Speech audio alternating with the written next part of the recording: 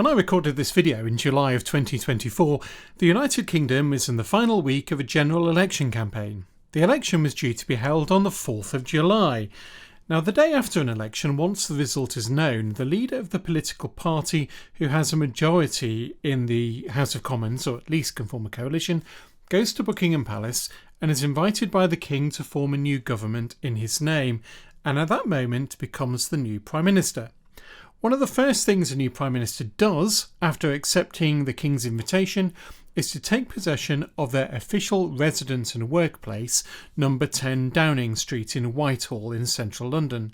The black brick facade and the gloss black front door of number 10 make it one of the most iconic buildings in the city. And in this video, I will explore the fascinating and somewhat complex building history of number 10 Downing Street. I will explain its origin as part of a royal palace, its construction and its architectural development, and how it came to be the official residence of the Prime Minister of the United Kingdom. I will also explore a little of the interior layout of the building, and we'll have a look at some of the principal rooms within it. The relatively modest black brick terraced house we are so familiar with its iconic front door, conceals behind it a much larger red brick house with elaborate staterooms that face towards Horse Guards Parade. The smaller part of the house, facing Downing Street, is known as the House at the Front, while the larger bit, facing Horse Guards, is the house at the back. The whole area occupied by 10 Downing Street was once part of the Palace of Whitehall, and if you haven't watched my video on Whitehall Palace yet, I suggest you do so, as it will give you more context. Whitehall Palace began life as York Place, a house belonging to Cardinal Thomas Wolsey, which was confiscated by Henry VIII in 1529. After he acquired it, Henry gradually developed it with buildings on both the east and west sides of a public highway. To the east was the palace proper, and to the west the King constructed a sports and leisure complex that included a cockpit, tennis courts and a tilt yard. He also constructed there a set of lodgings called the Cockpit Lodgings for members of the court. We can see all of this in A. Gass's map of London of 1560. This whole leisure complex survived the 1698 fire that destroyed much of the eastern side of the palace, and the buildings in this area were all redeveloped in the 18th and 19th century. The site of number 10 Downing Street is within this part of the palace. So when the site of number 10 Downing Street is part of the Palace of Whitehall, what structures were present here? Well, on the site of the large house at the back element of the present number 10 was a large dwelling house built of brick and timber, which was attached to the back of Henry VIII's cockpit, and it was used to accommodate prominent members of the court. At the time of the restoration of the monarchy in 1660, this house was leased to General Monk, the first Duke of Albemarle, the man who had in effect smoothed the way for Charles II's return. After he died in 1670, the house was then leased by the Crown to the second Duke of Buckingham. This house was very desirable, as it faced outward towards St James's Park, and you can see it marked in blue on this plan showing the buildings beside the cockpit. In late 1677, King Charles II gave the lease of this house to his illegitimate daughter Charlotte Fitzroy and her new husband Edward Lee, 1st Earl of Lichfield. The old Tudor house attached to the cockpit was demolished and a new red brick house was constructed in its place. And you can see this house, newly built, standing next to the cockpit in Dankert's painting of the Palace of Whitehall from the 1680s. Lord and Lady Lichfield appear to have kept the house until 1690, when it was then given by William III to his second cousin Henry Count of Nassau, Lord of Overkirk, and was then renamed Overkirk House. Lord Overkirk died in 1708 and Lady Overkirk remained in residence until her death in 1720, and then the house was given by King George I to Count Bothmar, his Hanoverian advisor, as his residence, and it remained in Bothmar's possession until he died in 1732. Now if we look at that plan again of the Tudor house at the back and the cockpit part of the palace, You'll notice that to the north of the house at the back, in red, is a separate house with its own gardens. This was part of the palace too, and in 1583 Elizabeth I had leased this part of the palace on a 99-year lease to Thomas Knivet, who was her palace keeper, and it became known as Knivet House. It later passed to his niece Elizabeth Hampden and then was renamed Hampden House. She was still living there in 1665. In 1672, after Mrs. Hampden died, and with the lease of the property still in the hands of her heirs, they let Hampden House to the Duke of Buckingham, who used it as an extension to the house at the back. 20 years earlier, in 1651, just after the English Civil War, Parliament had sold the Crown's future interest in the lease of Hampden House to two gentlemen called Robert Thorpe and William Proctor. 3 years later, in 1654, they then sell their interest in the lease to George Downing. Now, Downing was a fascinating character. The son of a lawyer, he had first found a calling as an independent preacher, but during the English Civil War he joined the army, and in the later stages of the war was Oliver Cromwell's Scoutmaster General, in effect his chief spy. He served as a diplomat during the Commonwealth. At the restoration of the monarchy, poacher turned gamekeeper, and he worked in his previous roles for the new king, even engineering the arrest of some of the regicides who had signed Charles I's death warrant. Clever, good at what he did, but greatly disliked, Samuel Pepys described Downing as a perfidious rogue. In 1662, after the restoration of the monarchy, for services rendered, Downing was granted a new 99-year lease from the Crown of Hampden House, which was to begin when the Hampden lease expired in 1682. Now, Downing's interest in the property at Hampden House was purely speculative. He wanted to redevelop the land for a profit. In 1682, when the Hampden lease finally expired, Downing was then able to take possession of the property, and he lost no time knocking Hampden House down and parcelling up the property into new building lots. A road was laid down, which is now called Downing Street, and 4 great houses were quickly constructed around it. As we will see later, they were relatively cheaply built, as Downing wanted to make a quick profit. Lady Lichfield, who was then living in the house at the back, was not at all happy that Downing's new houses were seemingly going up in her back garden, and she wrote to her father the king, who then advised his surveyor to heighten the wall between the two properties.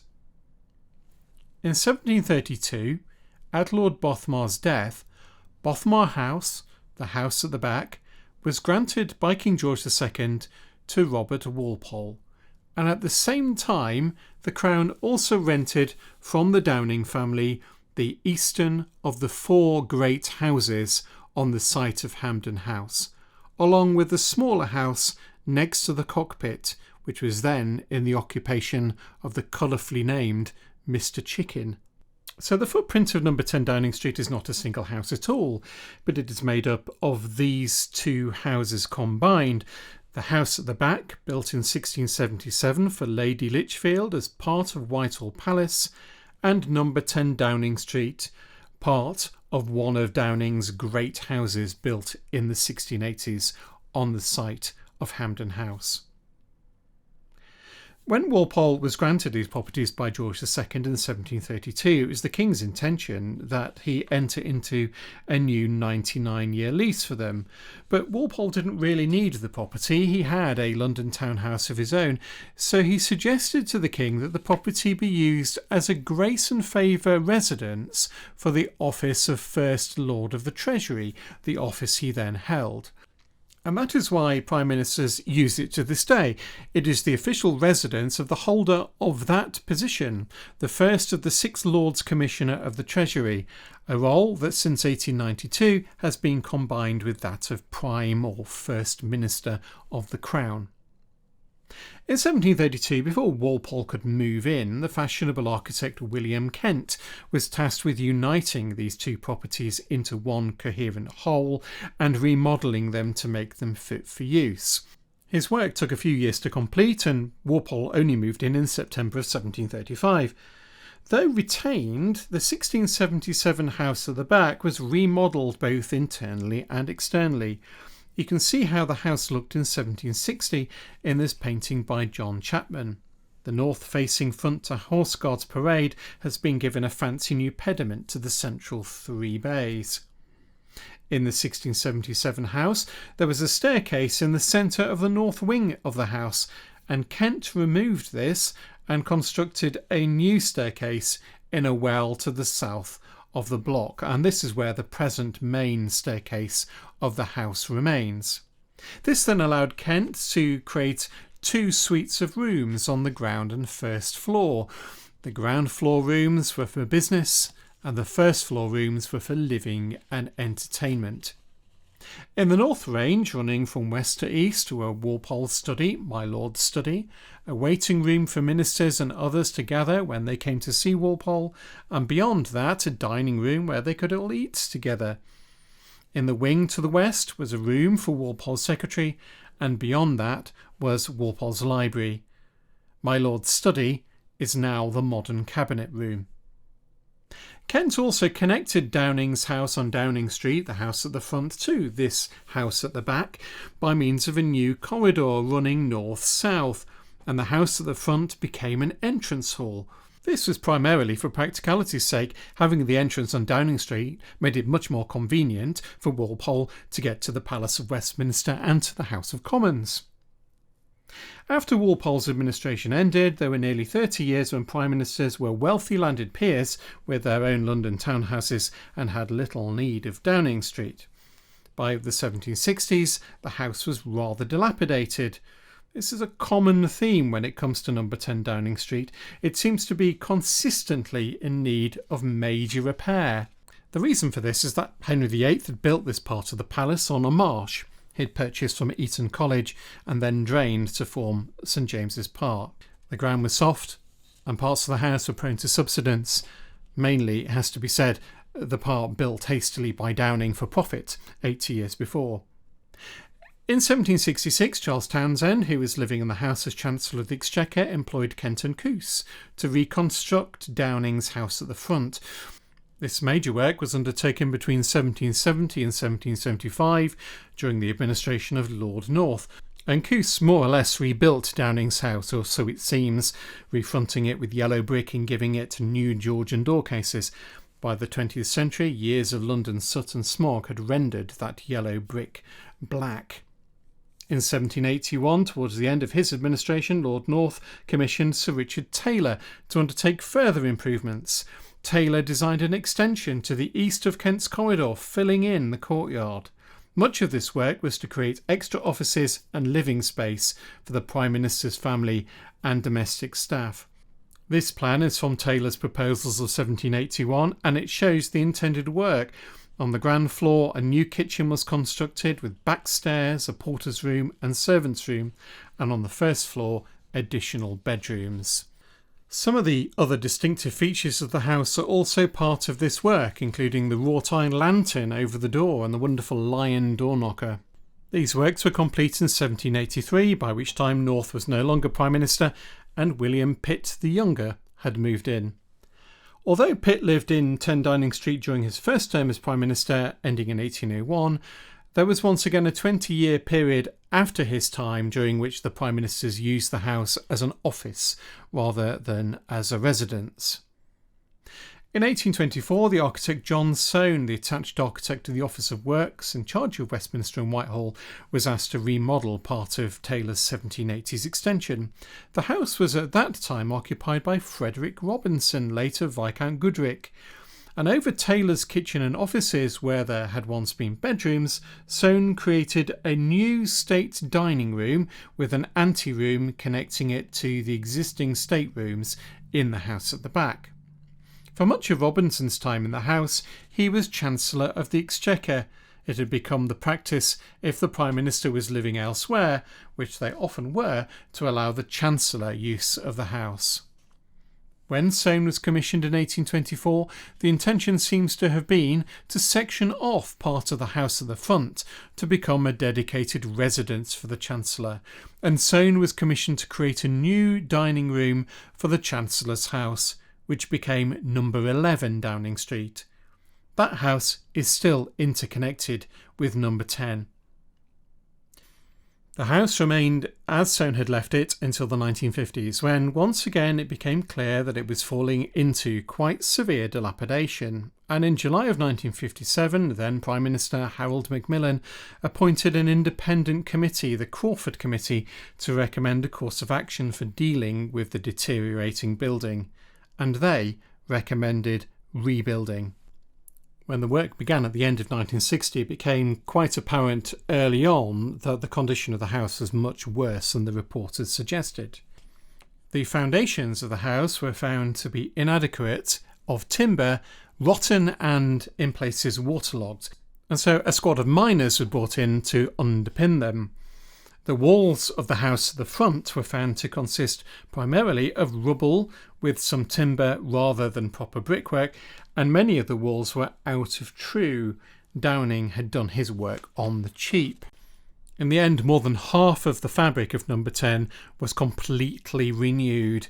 New floors, new ceilings, and much of the brickwork rebuilt. The black colouring to the front of Downing Street was at this point realised to be soot, but when the house was reconstructed, the decision was made to paint the facade brickwork black. As well as restoration, the opportunity was taken to modernise the house, to provide better accommodation for the Prime Minister, and also to extend the house northwards towards Downing Street in front of the old kitchen to provide more office space. The Prime Minister was out of the house until September of 1963, and during the course of the work, the budget spiralled. The original budget had been set for £400,000, but in the end, the work cost a staggering £1.5 million. But the work wasn't done in 1963. In 1964 and in 1969, dry rot was discovered in the house at the back and more expensive work took place. There was an awful lot of criticism at the time of the cost of all of this work. Certainly providing a new house for the Prime Minister would have been much more cost effective. But of course, the important historical associations of number 10 with the office of Prime Minister would have been lost. So after considering the house's development, let's now have a bit of a look inside. I can't show you the whole of the interior of the house. It would be wonderful if I could, but I can give you some sense of the principal rooms and their location and what they look like. Now, I hope I'm not going to become a security threat to whoever is the next Prime Minister, but all of the information I have used is within the public domain, and Google even allows you to do a tour of the house. Though I've noticed that they've mixed up the rooms a little bit. I wonder if that's on purpose. Who knows? As we go around, I would ideally like to tell you about every single painting and object in the house, but I think we'd be here for days, so I'll give you only an impression of each of the important spaces. So when you enter Downing Street through the famous black door off the street front itself, you enter the house at the front, which primarily consists of lobby areas and offices on the ground floor. The front door opens into the entrance hall, which has a black and white checkerboard floor, which John Soane is responsible for. The most prominent painting hanging here is that of Sir Robert Walpole, which is just on the left-hand side, but there is also a large portrait of Pitt the Elder, the Earl of Chatham, who, unlike his son, never lived in this house. In one corner of the room is a leather-covered porter's chair. This extraordinary chair was one of two that were once in the house that were designed by Thomas Chippendale and were, or so I've read, placed outside of the front door of Downing Street for the porters to sit in. The drawer at the bottom, lined with metal, was filled with hot coals to warm the porter's posterior. Then we move from the entrance hall into the lobby, which was once the domain of the Prime Minister's office keeper, and this space communicates with the offices, the kitchens and the domestic quarters to the east. And then you enter the corridor, which was created by William Kent to connect the house at the front to the house at the back. The corridor is painted a cheering pale yellow, and pictures hanging here are all part of the government art collection. Prime Ministers can change them around at a whim. Mrs. Thatcher had paintings of 17th and 18th century actresses hanging here. She also placed here in a little alcove this Henry Moore sculpture of a reclining figure.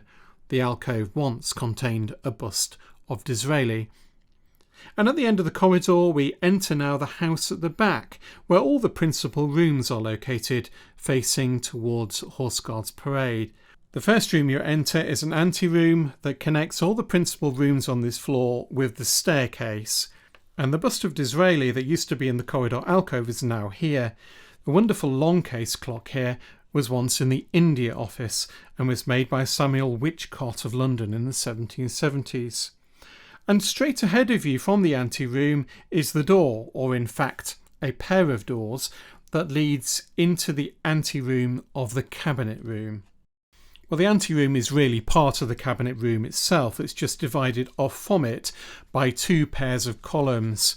This part of the cabinet room was removed from the room next door in 1796. The cabinet room is where the Prime Minister meets with other ministers of the Crown that form his cabinet. Now you may wonder why the cabinet has such an unusual and curious name. Well, it became common from the reign of King James I for the sovereign to meet a select group of his chief ministers, all of whom were members of the Privy Council, to undertake business, and they met in a small private chamber in the King's apartment called the Cabinet. This was the King's private inner sanctum, where he could speak to them with discretion, and the name simply became synonymous with government. It was Gladstone who installed the table in the cabinet room with its 23 chairs. The Prime Minister's chair in the centre position with its back to the fire is the only chair here with arms. And above the fireplace is a portrait of Sir Robert Walpole by Van Loo. Walpole used this space as his private study. The room next door to the cabinet room to the east was for many years the room of the Prime Minister's private secretary, and as befits that status it has a purple baize door, perhaps to muffle sound from the adjoining cabinet room. This room is generally used these days as the Prime Minister's office. This was Tony Blair's den, as he called it, and Theresa May, Boris Johnson and Rishi Sunak have all used it as their office. The chimney piece, which dates from William Kent's restoration, is off-centre, and that's because part of this room was of course thrown into the cabinet room. So heading back to the main anteroom, this then communicates with the famous Downing Street stairs, which are on the north of the house at the back, overlooking an internal courtyard. The stairs were an improvement by William Kent in 1735, replacing a stair that occupied part of what is now the Prime Minister's office. Kent's stairs were found to be in a perilous condition in the 1950s, and the present staircase with wrought iron balustrades dates from 1960. The rather splendid yellow walls of the staircase are decorated with portraits of every Prime Minister since Walpole, beginning with engravings and prints and then giving way to photographs. As soon as a Prime Minister leaves office, their portrait joins this rogues gallery. The staircase communicates then with the first and second floors, and on the first floor are the state apartments. The door from the stair leads directly into the small drawing room, which is these days known as the Terracotta Room, but in Walpole's time was the private dining room. This room has had lots of different names over the past century. When Margaret Thatcher came to power, the room was called the Blue Room. She employed Quinlan Terry to renovate the room, and then it became the Green Room. Terry greatly elaborated this room, creating the present gilded plaster ceiling. He also designed the vast Palladian style overmantel over the fireplace with the royal arms on the top, and currently with a portrait of Lord Byron hung in the middle of it. Margaret Thatcher's green has now gone, and now the walls are painted terracotta, and it is known as the Terracotta Room. One of the prominent pieces of furniture to notice in this room is the original desk used in the house by William Pitt the Younger. The White Drawing Room, beyond the Terracotta Room to the west, has traditionally been the principal drawing room of the Prime Minister's wife and was often called the boudoir. Although the room has a fireplace by William Kent, Margaret Thatcher commissioned the present decoration also by Quinlan Terry. The ceiling he put in here includes the national symbols of England, Northern Ireland, Scotland and Wales. On either side of the fireplace are two paintings by J.M.W. Turner that have been here since Ramsay MacDonald was Prime Minister. Next to the White Room, facing west, is a room that was once the Prime Minister's bedroom but was used by Margaret Thatcher as her study. It has been decorated since her time and has now been fitted with bookcases. This photo from 1927 shows the Kent fireplace in this room when it was Stanley Baldwin's bedroom and was surrounded by his family portraits and miniatures. The fireplace is now surmounted by a portrait of Lady Thatcher. Since the time of Tony Blair, the room has mostly been used as a private and more intimate meeting room. One of the things to note is that the Prime Minister's office, his household, has grown and grown since the time of Robert Walpole, and the house is now bursting at the seams with greater and greater demand for office space. As the house has become increasingly under pressure as a workplace, so space for the Prime Minister to live in has become more and more cramped. There are at least two private apartments within number 10 and number 11 Downing Street, and they're both on the second floor of the house. The apartment that's designated for the Prime Minister in number 10 is somewhat smaller than that for the Chancellor of the Exchequer in number 11. During Tony Blair's premiership, he lived in the Chancellor's flat in number 11 and Gordon Brown, his Chancellor, in number 10. It must feel like squatting in an office. These apartments have been traditionally decorated, although the Camerons redecorated their flat to resemble something from an IKEA catalogue. And it has been fairly routine in the newspapers after a general election for there to be moaning and outrage about the cost of redecorating these private spaces. So retracing our steps through the white and terracotta rooms, we reach the official drawing room, what is called generally the pillared room. 37 foot long by 28 foot wide, its present appearance is due primarily to Taylor's work in the 1780s. He added the pair of Ionic style pillars to the north and extended the room into his newly built addition. The floor is usually covered in a wonderful Persian carpet, a copy of the early 16th century Ardebil carpet in the Victoria and Albert Museum. The fireplace in the room was altered by Quinlan Terry in the 1980s, and he created an overmantel with small columns that match the larger ones in the room. And for many years, a portrait of Pitt the Younger by Romney graced this space on loan from the Tate Gallery. But in recent years, that's been replaced by a portrait of Elizabeth I by Marcus Gerhardt the Younger. Leaving the pillared room, you enter then the small dining room or the breakfast room, one of the two rooms that Sir John Soane was responsible for. Panelled and intimate, in the past the small dining room was used by Prime Ministers and their families until the separate flats were created on the floor above. Notice that the fireplace is placed underneath a window. Soane designed it so the flues were diverted to either side of the window. Over it is a bust of Sir Isaac Newton by Sir Michael Risebrough. This was brought here in 1982 by Margaret Thatcher. And then beyond the small dining room, you enter the State Dining Room, which is the largest and grandest space in Downing Street. 42 foot long, it rises through 2 stories and has a coffered plaster Grecian style ceiling and is once again the work of John Soane. Several Prime Ministers, believe it or not, used to work in the space, and Bonar Law used the room as the cabinet room during his premiership. The grand table here and the 20 chairs are reproductions of designs by Robert Adam and were made for the British Embassy in Rio de Janeiro. Since the 1960s, a wonderful painting of the 1690s by Thomas Murray has been hanging here, depicting 3 naval officers, Edward Russell, Earl of Orford, John Benbow and Sir Ralph Deverell. And at the far end of the room is a massive portrait of King George II in his coronation robes, painted by John Shackleton. This is the king who gave this house to Robert Walpole in 1732, which began its long and rich association with the office of Prime Minister. Thanks for watching. If you enjoy this channel, you're bound to enjoy my magazine, The Antiquary. Published every month, it is a labour of love for me, and in it I explore some of the more obscure aspects of our shared history, all beautifully illustrated in full colour. It ships across the world, is offered in print and digital format, and readers give it 5 stars on Google. If you love your history like me, particularly the history of objects, buildings, people and places, why not consider subscribing?